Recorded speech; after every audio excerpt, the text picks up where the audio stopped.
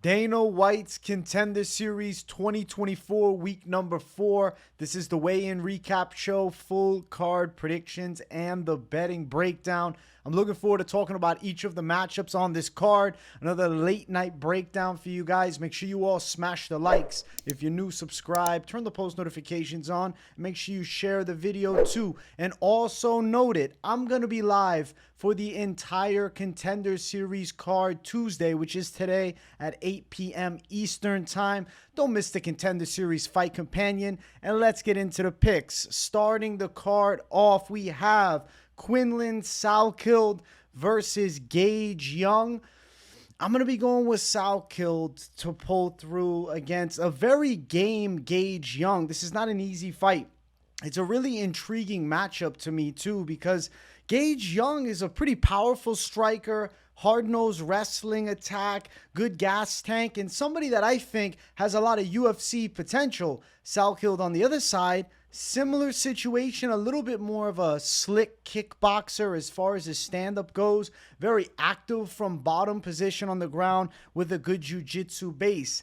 The thing that I have in mind here with Salkilld is I do believe he is a bit more sound at jiu-jitsu and a bit cleaner in the striking.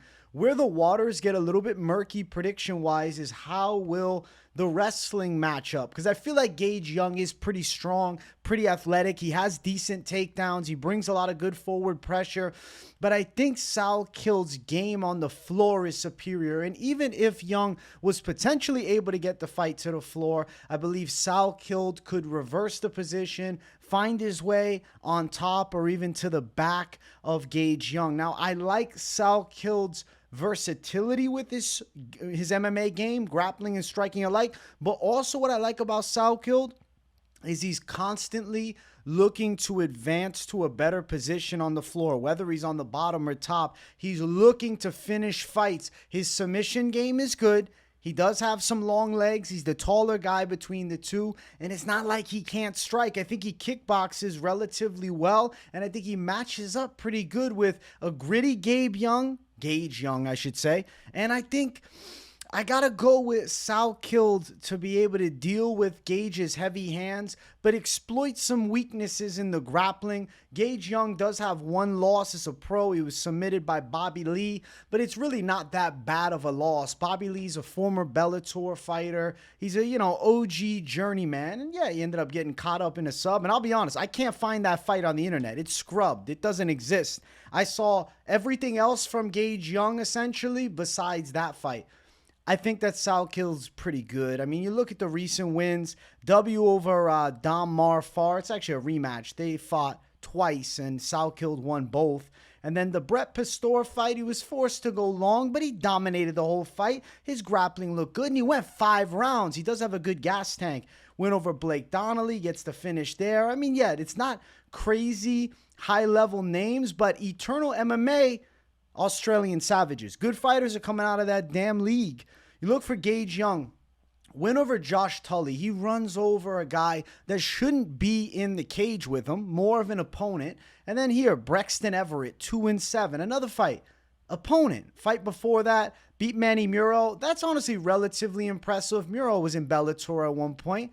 He's got a little bit of skill, but he did break. He's not a guy that has any UFC potential. He's, more towards the twilight of his career. I think Salkild's going to be good to go in this fight here. I think he finds control on the ground, and I do think he's live to get a submission, but my brain tells me, this fight could go a little longer. We will look at the scales, and we'll see how these guys are looking. Let's scroll up to the tippy top here, and let's first check out Salkilld with the mustache. I mean, I got to say, impressive look. I think that he has got some balls for rocking with the stash. I always respect the mustache with some of these guys. And Salkild's rocking it good. I think he's slick on the floor, man.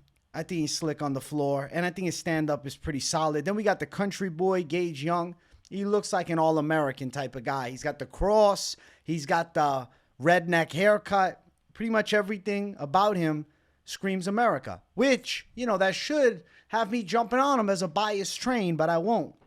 Even though he's a tough dude, I don't think He's got the goods to win. He actually turned down a Contender Series chance a while back after winning at FAC, and it was looking for a fight event. He said, I need some time. You see a little size difference. Gage Young is decent, but I think Salkild's just a little bit more skilled. Even though on paper, Gage Young has more pro fights, Salkild's experience through the amateur scene too. They both are. And it's a battle of real good prospects on the come up right now. I just think Salkilld is a little more versatile. Gage Young's going to probably need to drop some hammers on him and knock him out. Because if this is a fight going longer and if they're on the ground, I think that this is Salkild's world. I think he's more slick with his transitions, better at jiu-jitsu, and I also think that he has more weapons on the feet. Yes, I will say it, Gage Young, heavier hands, but he's also been can crushing. And I like that Salkild's been fighting guys that have some promise in Eternal MMA. Now, Salkild's a bit of a favorite at minus 200. Which I wrote down. This could be a bit of a trap line. Gage Young is not completely out of this fight. I will tell you, he's a dangerous up-and-coming guy. He's good. He's got UFC potential. Plus 160 for Young. They both may eventually grace the octagon. I just think right now, Salkild's got the edge a little bit. I think over 1.5 at minus 160 is live. Even though Salkilld is a finisher with the submission game and good on the floor, Gage Young on the opposite side, heavy-handed, right, getting people out of there early. I'd be pretty shocked to see him run right over a guy like Salkilld. And I think that this fight going over 1.5 does intrigue me a bit. I will say Salkilld to get the win by submission is my official prediction, which is sitting up at plus 185. But I do think it could be live for the later stage, and a decision is not crazy. Decision or submission seem to be what the smart money prop betting side would bring you to. And also, that over 1.5 kind of screams yes as well. Lightweight fight. Both guys are pretty skilled. Like I said, good matchup though, right? 24-year-olds on both fronts. I think a little bit of the grappling edge to Salkilld, a little bit taller too. And I think his striking from distance will be okay to deal with the heavy-handed Gage Young, who's going to probably start pretty fast and maybe even look to wrestle. But that could be a mistake because Salkilld taking his back is live. He's got good rear naked chokes. He's good from that back position. And I think Salkild's an up-and-coming guy to watch. So Salkilld to win to start the show off with a W. Australia, stand up. Next fight. Yuneisy Duben versus Shannon Clark. What is this fight? A squash match? What are we doing? Shannon Clark is the pick all day. Can I tell you something about Yuneisy Duben? I know that she's done martial arts. She has a Taekwondo background, and I think she was doing wushu, right? But she has fought nobodies. She has fought zeros. No fighter that she has fought in professional MMA had any wins when they fought, nor do they have any wins now. Go watch her last fight. This girl that she was fighting doesn't look like she does anything but cardio, kickboxing, and maybe jiu-jitsu once or twice a week. She's not taking on LFA level opposition like the 7-0 Lopez, or 5-0 Lopez that damn Clark was fighting against, who's good. This is a squash match and a half. Like on paper, yeah, Duben is 4-0, but she's a pure can crusher. And you can watch the film, and what do you see? She has decent stand-up for sure. She was taken down by that last girl with the single leg, which I think's a bad look. And then the corner ended up throwing the towel when, there was damage done. She was losing, but it's not like she was getting beat the shit out of. I just don't think that she's a high-level fighter. Clark on the other side looks like a miniature Kayla Harrison. She's absolutely jacked with muscle. She's a southpaw. She's a bullying pressure fighter. She's Canadian. These Canadian girls don't mess around. And I think that she's going to overwhelm Duben with her boxing, push her backwards, make her uncomfortable. This to me seems like an absolute squash match between somebody that is legitimate towards, UFC caliber and somebody who, hasn't fought anybody. Fighting absolute cans and then getting this big opportunity. I don't get it. I don't know. I'm kind of surprised to even see her fighting on this damn Contender Series. I'd say this looks like a showcase spot to guarantee Shannon Clark a contract with the finish. There is Shannon Clark. She looks pretty jacked, though. Like, you'll see it right there. Look at the gains on her. She looks like a nice blend of Kayla Harrison, Holly Holm, and I don't know, maybe even somebody else. Somebody else in the mix. I don't know. She has her own thing going too. Maybe Haley Cohen. A blend of all three is what I'm looking at with her. Shredded physique, great fitness, definitely an imposing force to be reckoned with. On the other side, Duben, she's out of shape. This is facts. Look how much body fat she's got in the arms. She should be fighting at 115. This fight is at 125. There's the face-off. Look at the difference in frames. Look at the difference. Holy shit. Clark is jacked. She looks like she's on steroids. Steroids. She looks like she's on something. Looks like she's taking some Anavar. To be honest, and that's the truth. I mean, yeah, it could be natural. Maybe she's got the freaky genetics, but that don't look natural, man. And then you got Duben, who, doesn't look like that, right? If she was working as a waitress, I'd say, yeah, all right. I'm not surprised. This looks like a real athlete versus somebody who just likes to fight.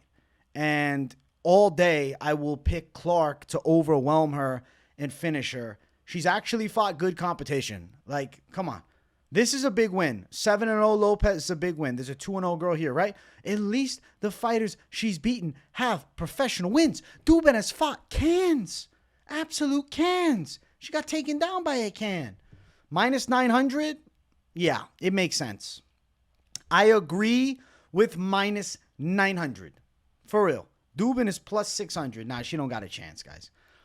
It would be the craziest upset ever because she doesn't look caliber. Under 2.5, minus 165. Fight inside distance, minus 170. I think so. I think Clark overwhelms her. Probably bullies her a bit on the ground. They think Clark's going to body her in the clinch. But it's women's MMA. So it can end up going decision. But ultimately, I do think Clark by submission makes sense. That line is currently at plus 240. I believe she's live for that inside distance W, which is up at minus 200. But it's women's MMA. And she could underwhelm, but damn, she got a bulldog choke of Lopez last time. That was damn impressive. She comes in with good flurries. She brings a lot of pressure. She's got a good gas tank. You can tell she's got a good gas tank with that freaky-ass physique. The girl's built different, strong in the clinch. I don't think Duben is ready for the UFC level one bit, whereas I think Clark could do okay right now. I think that this is a squash match, so I'm going with the MMA Barbie. I'm going with Shannon Clark all day. And I think she gets it inside the distance. I'll say submission as the official pick. I do think she finishes Duben. I think Clark's going to overwhelm her. Duben on the floor is probably going to be suspect. I don't know what her grappling level is like. I know that she's going to get out-wrestled for sure, too. So, Duben has fought nobodies. Normally, that's a bad sign. And I think that's a bad sign here. So, we're going to go with Shannon Clark to pull through with a W. Let's get to the next fight. Featured fight. This fight's good. Austin Bashi versus Dorian Ramos. Austin Bashi is the pick. I have heard of Austin Bashi for years, man. If you guys watch the Moneyline, you know we had Askar on a while back, like a year ago, for an interview. And he's pretty good, man. Askar was signed to the UFC at one point. He got subbed up. When he got to the floor with Bashi, he looked like a white belt. And he's got good grappling. Austin Bashi is like a Habib-esque. He's like the white Habib. He's the all-American Habib, man. He's our own version of Habib. He's strong from top position. He takes you down. He gets to the back with ease. He's going to be beating you up with ground and pound. He's going to soften you up. He doesn't just lay and pray. He's going to work towards back control, and he's going to look to strangle you.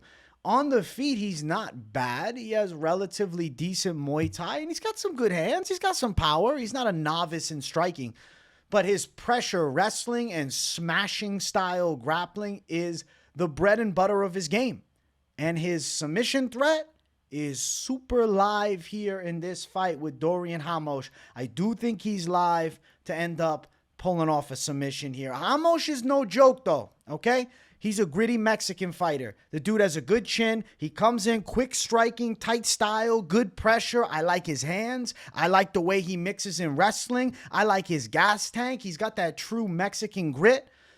But I think he's just outmatched in skill. I think he's going to get bodied when this fight touches the floor. Sure, in the striking, Ramos could mix up some punches, look okay, chop at some low kicks, turn into a bit of a brawl. But as he sits on shots and looks to open up, Bashi is going to put him on his ass. And when Bashi does that, Ramos is probably getting his back taken, and he's most likely getting choked out. So I'm going with Austin Bashi. I think he's going to get a win. I think he's going to get a submission. I think he's going to have a showcase fight. Breakout performance. You can see Ramos did lose by sub a few fights ago against Camilo. Granted, it was a good back and forth fight, and he got caught in that triangle armbar, but Camilo is not as much of a bullying wrestler like an Austin Bashi. I mean, Bashi's supposed to be the guy. Yes, he took out a can last time, but he still ran him over. Askar was signed to the UFC, so he beat a guy that had a UFC contract already, right? Eric Volk, journeyman. Pipe Vargas, journeyman.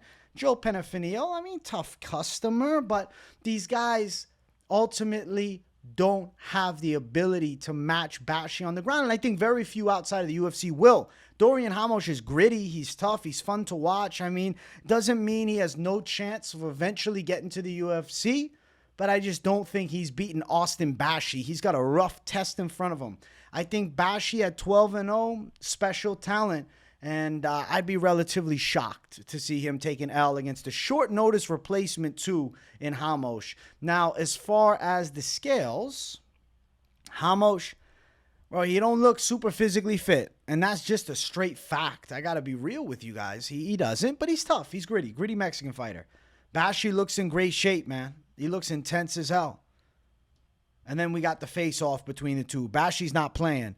Staring into his soul. Ramos with a little smile, a little something. Kind of looks like Nacho Libre's sidekick, to be honest. But doesn't matter. I think that Bashi is going to dominate. When they touch the canvas, it is going to be one-way traffic and simply dominant. Austin Bashi is good. Odds for the fight? Austin Bashi is what, minus 550? He's a wide favorite, man. Dorian Ramos at plus 400. Will he open up at minus 300? I completely agree, though. He should be at least 3-1 with a guy like Ramos. See, he was supposed to fight McMillan. That was honestly a closer fight, but McMillan out of the fight. Bashi jumps, or excuse me, that Ramos jumps in. Bashi, thankfully, he accepts it. I think Bashi by sub, inside distance minus 155, submission sits at plus 125. I do think he locks up a sub. If he can get Askar in a sub, I just think he's going to strangle Ramos, man, because I don't think Ramos is the same level as Askar. That's a massive win to have. Askar's legit. And then you look at over or under a round and a half. I feel like it's just too risky. It could definitely go over, but if Bashi gets the back of Ramos in round one, I'd almost rather dog bet the plus 165 for the chance of a finish as opposed to holding my breath, biting my nails as Bashi sinks in a damn rear naked when I think that's probably the outcome at some point. It's whether or not he can get it early, under 1.5. Yeah, that's the betting risk of this over or under Thunder. So I'll say over is definitely sensible, right? But it's too sensible. Bashi could get him in a round. It's just, Ramos is a tough Mexican. I got to give him somewhat of a chance. But I will predict Bashi by submission. I think Bashi's taking a win home. He should look rather dominant in this fight. And I think this is going to be the breakout performance, the showcase matchup. It's just a different level of opposition. You can look. Ramos, Esteban Cedeno, tough customer, but not Bashi. Benitez, journeyman, 7-12, right? Like, different level of opposition. I think Bashi's special, man. I think Bashi is good. I think he's not just a 12-0 can crusher. He's somebody that I have heard about for so long. So to finally see him get a big chance at 12-0, not even 23, man. He's a few days away from 23 by the time we get to the fight. Special talent to keep an eye on, and I will pick him with confidence. I'm going with Austin Bashi to submit Dorian Ramos in this fight. Co-main event of the evening. We got Will Currie versus Djorden Santos. I'm picking Will Currie to get the win. I do think that Will Currie's pretty good. Djorden Santos, he's a weird one, man. He hasn't been that consistent. He fought almost 2 years ago against Felipe Moutinho. Before that, it was almost a year off. He fought Firmino. It was 3-0, and now it's I don't know, bad record. Firmino's got 8 losses now or something, 6 losses. I don't know. Journeyman at best. And it was a majority decision, right? Split decision, excuse me. And this fight I couldn't find online, but I saw this one, and I saw this one with Torres. He lost that fight 5 years ago. He hasn't been super active. I know he's rather young at 27, 9-1, but man, not consistent. Whereas Currie's fighting all the time now in the year and 9 months. So since the time these two fought, we got 1 fight in a year and 9 months, and we got 5 fights. And yeah, one of them was a loss to Mick Stanton, who's a journeyman, but it was also kind of a bad decision. It could have went either way. Win there, finish, ground and pound, or elbows. Either way, dominance. You see him submitting up decent guys. Like Henrique's a journeyman, but Aliu's a former Contender Series guy, and he broke him. He made Aliu quit in the damn corner. The thing I like about Will Currie is he is a dangerous, slick striker, right? He comes out fast. He looks to punch and kick really hard, but a lot of his wins do come from him showing grappling skill, mixing in the takedowns. But the reason I believe he is successful with getting fights to the mat is because of the threatening striking from southpaw. He'll throw snapping kicks. He'll come out with big power shots. But when he's on the floor, he's also relentless with ground and pound. He'll look for submissions. Will Currie's pretty good. On the opposite side, Djorden, he's got okay Brazilian Muay Thai. A little bit wild and reckless at times. I think he's hittable. He gets sloppy. He wasn't super impressive in his most recent fight. I feel like on the ground, he is going to give up his back at some point and probably get choked out. I think that Djorden is ultimately, good on paper, 9-1, but not the same level as Will Currie, who, only has, a bit more experience, right? 15 fights to 10.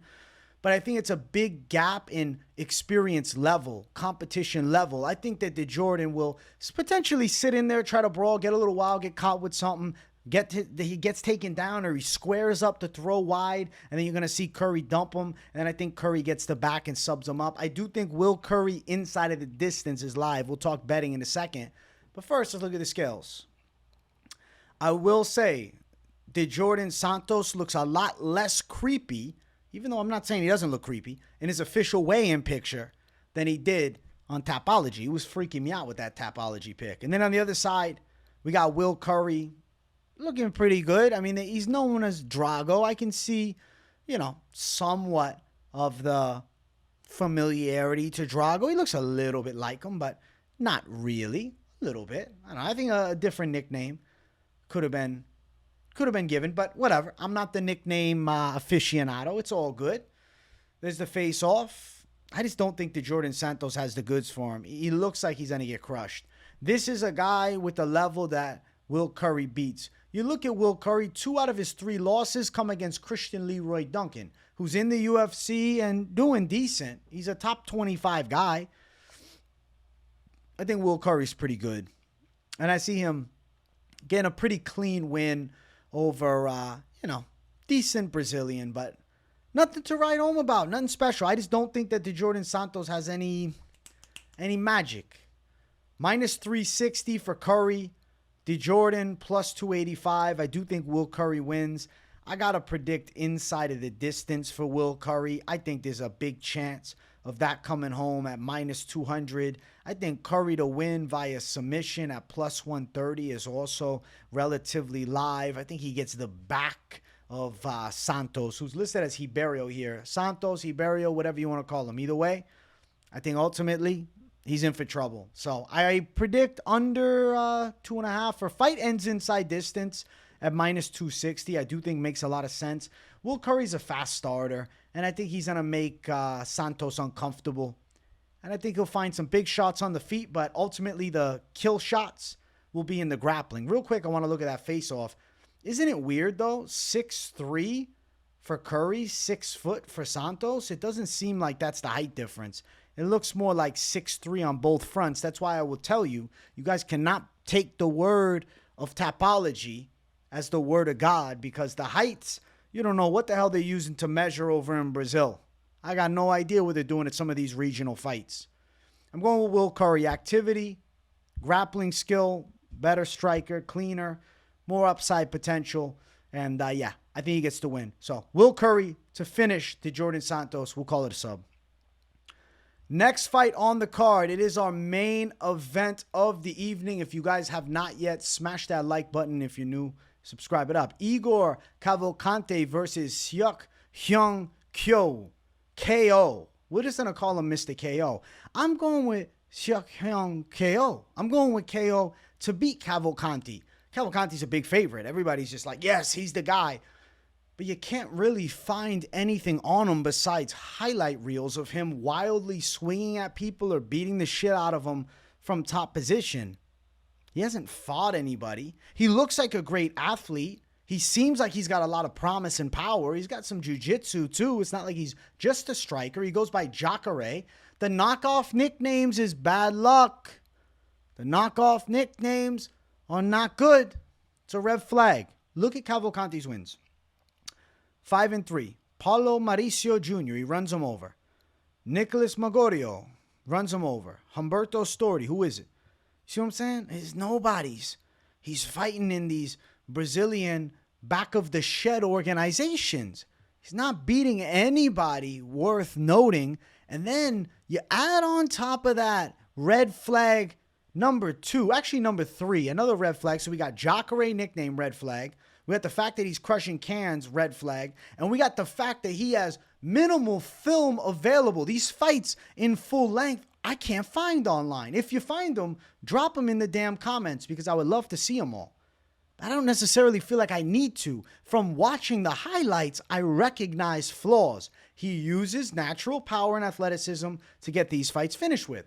But Seok Kyo is dangerous on the feet. He's a southpaw. He has good stand-up. He has big punching power. He has nice pressure. He's a skilled fighter, man. Heavy low kicks to go alongside of it. Big hooks, right? Also works a decent jab, and he's consistently coming forward, looking for the kill shot so they engage in a big brawl. I can see KO finding the knockout punch. I feel like he's dangerous as fuck. If you watch his one recent loss, he was caught after throwing a wide shot with a massive straight that flattened him. I still think, this is me, yes, maybe I'm coping a bit. If I'm coping, let me know in the comments. I think that KO is better than the man who knocked him out, than Han-Soo Kim. I do. Now, you can look at some of the fights. He beat Alwin Kincaid last time. He beat Ryuta Sakurai, 50 years old. But this dude fought in Pride FC 3 times. Isn't that crazy? He destroyed him. And like there was multiple weird stoppages to like clean up the nose and blood from his face, because I guess that's what they're doing over in Asia. I guess that's probably why he's still fighting at 50. And then he got a knockout here. Like, I get it. He hasn't beaten the best opposition either. That's fair. And he has this knockout loss. But I feel like he's good. I don't know. The Asian Mike Tyson. Incredible. Seok Kyo. I feel like he's got something special about him. I like his stand-up a lot. I like the way he closes distance. I like the way he throws hard. Both guys are looking for a finish. This fight's ending inside of the distance for sure. And I think somebody is going to be knocked out. Now, as far as the scales, let's check these guys out. Cavalcanti. He's got that, what was it? The Jamie, what was his name? Jamie Yeager back in the day from The Ultimate Fighter. I think that was his name with the afro. That afro is also bad luck. Number 4. How many bad lucks can we have? How many red flags? Now, we will say something. He's ripped. He's in good shape. He trains with Paulo Hanato, who also lost on Contender Series. Nobody from his team is also, fought at that high of a level. Well, granted, you can say, all right, but I get it. It's not like KO is training with fucking Habib. I understand. And then we got KO on the other side. He looks solid. He's in shape. He looks intense. Something special about him, man. There's the face-off. Not much of a height difference. Respect between both guys. The reach is listed at 79.5 inches for Cavalcanti for Jacare. But we don't know for sure if that's true. Because, again, Tapology, who knows? It could be 76 inches, and it is listed at 79.5. Could have been 76.5. Either way, I understand Cavalcanti's menacing frame. I understand the love for these Brazilians right now. Because you know what? If nobody said it and you haven't noticed, Brazilian fighters are making a comeback to the top. We got Carlos Prates making it up the ranks at welter. We got Caio Barajo, top caliber middleweight. Alex Pereira, current world champion, light heavyweight. Pantoja, flyweight champion. You got Vinicius Oliveira on the come up. And I'm probably missing more. I mean, Jailton Almeida's a top heavyweight.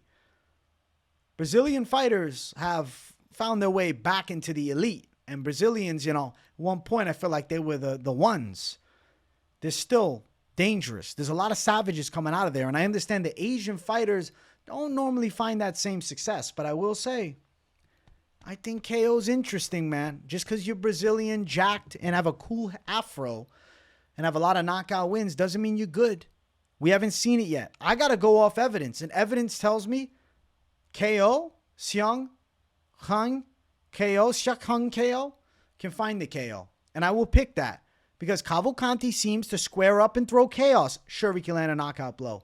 But I think his chin might get exposed and he might get flattened. Plus 240 for KO. I'm going to pick him. Cavalcanti at minus 300. Let's see. Is Cavalcanti as good as advertised? Even though the evidence says who the fuck knows.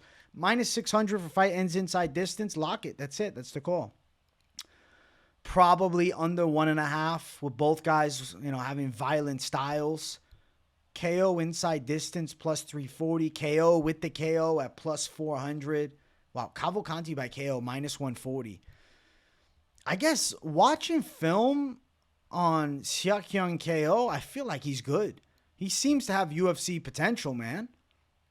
I like his skill set. You look, he's got 6 knockout wins. Does have 4 decisions, but, as of late, he's been breaking people or he's been knocking them out. I think he's got the power to find the chin of a guy like Cavalcanti who might be coming at him crazy. 7 KOs for Cavalcanti opposite 2 submissions, but again, can crushing. Who are these guys? It's the facts. And I'm just keeping it honest. I'm going to go with Seok Hyun KO to find the chin of Igor Cavalcanti, who may be a menace. And then I'll tell you, hey, now I know for next time when he gets into the UFC. But I have no evidence of him being that good. All I know is he's explosive. All I know is he's powerful. All I know is he's done jiu-jitsu a long time, and he seems to have long arms, but I don't think it's 79.5 inches. I'll be proven wrong potentially later today or not. But I do know something. Seok Hyun Ko, dangerous southpaw, legit knockout power, pretty clean on the feet, and I think a dangerous guy. And either way, violence guaranteed in this fight. Those are the predictions for this week's Contender Series card. I'm very happy with them. I'm actually really stoked for the card, but I'm not done yet. I got to do a little more, okay? We do have to look purely at some of these lines because I'm forced to do a Contender Series parlay. And what does my heart say? The heart tells me something. I think Will Currie inside distance. I think Austin Bashi should probably hit for a little two-peat supremacy. Now, if you want to just be a bum, put the fight ends inside distance, Seok Hyun KO and Igor Cavalcanti. That should also hit. And I understand it's chalky, but you're looking to win? Fuck it. It'll probably still be all right at the end of it all. Shannon Clark to win. You could put her in there. If you want to just go fighter lineups, Bashi, Currie, Clark, I think they all hit. Salkilld, potentially the over 1.5 there. I do think he wins, but Gage Young is powerful, so there's a little bit of worry, but I will predict that fight goes over. And then obviously the Cavalcanti fight, I assume KO gets a win. I'm picking him, but more of a straight D-Gen knockout prop or D-Gen money line after the dog, as opposed to now trying to try to parlay it up or prop parlay it with the knockout. Depends what you're trying to do. If you're just trying to chase big plus money or you're looking for security. I said the security stuff first. I think Bashi should definitely win. I think Currie should definitely win. Clark should definitely win. Those 3 make a lot of sense. They're chalky favorites. So what? I think they're winning. I also think KO's live, and I definitely think that Salkilld and Young has a good chance to go over a round and a half.